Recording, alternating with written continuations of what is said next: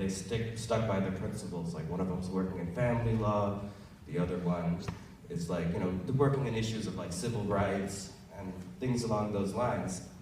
But they couldn't, you know, excuse the phrase, like dick around in a band. They had to, like, you know, really go and, you know, be above average, be above and beyond the expectations set for them.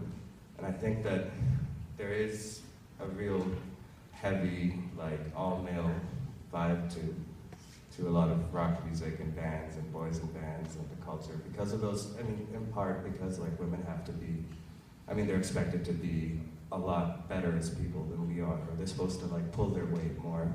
You know, the sons get there's a lot of male privilege for sure in, you know, in terms of the band, like, you know, the love we get from our parents despite our follies. You know, the fact that, like, you know, my sister's going to med school in Camden, and she's, like, you know, really on top of her stuff because she has to be. Whereas, like, you know, I'm allowed to, like, be, you know, do other stuff, you know.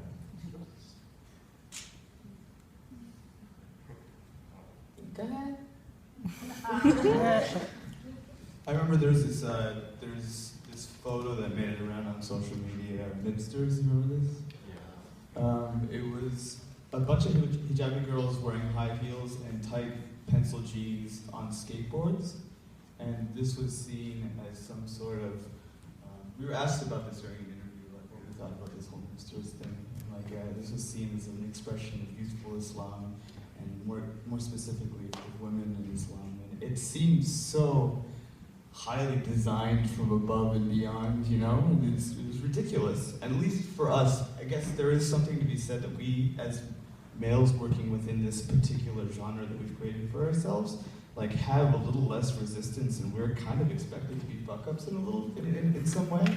But for that, even for the expression to be acknowledged, it had to be done thoroughly within like some stupid constraints of like, you still gotta wear high heels, you still gotta wear pencil jeans, you know? Yeah, it's unfortunate. I don't think we've done enough.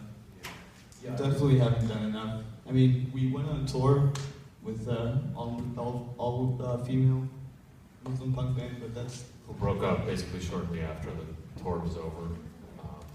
But they, you know, it's interesting because they still get referenced in stories as like, oh, there's also this like lesbian Muslim punk band. See, it's like cool, and that's totally. And again, like that's all that they are in the media, and that's definitely, I think, on us. It's hard, like.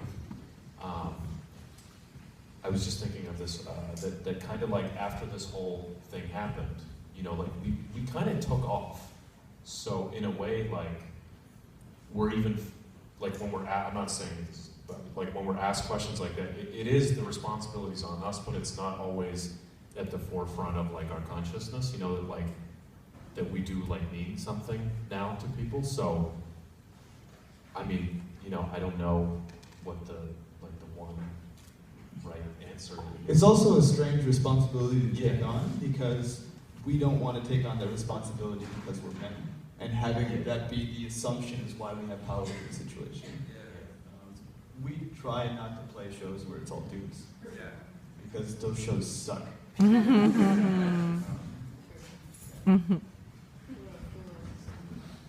try to wear, like, I don't know, we wear dresses and stuff. Oh, yeah. Shows, and, we like to do that, so maybe that'll repel some bros or something. Yeah, also I think specifically within the Islamic context, I mean, in some ways, like, what we were doing was, like, wild enough, right, for some people. So, introducing, like, a lot of other elements is just, like, for a lot of people, maybe that community is, like, totally out of the, you know, out of the question. Right. I don't agree with that, because I mean, like, the interesting thing about the way Muslims are positioned in America is, like, you know, even CARE has gone through a makeover, like a pretty dramatic makeover. Like, we played Council that of American gig. Islamic Relations. The gig we played with the Pigs Are Haram scene that was in the documentary, like, that convention's gone through a makeover where, like, there are people who are radical feminist, punk, you know, observant Muslim women. You know, like, they're, CARE's I mean, I don't agree with everything CARE does because, like, you know, they are sanitized, like, kind of, this is what the mainstream Islam is, but at this point, like, who's running their public relations as a feminist, punky, you know, also identifies as a socialist.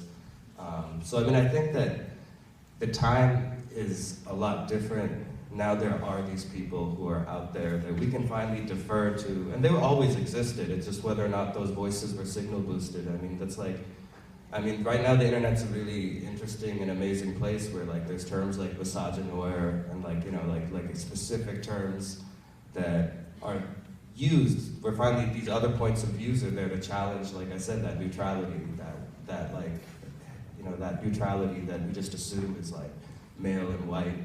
And now we finally are in that environment where yeah, I mean, like, there's people who can really address it.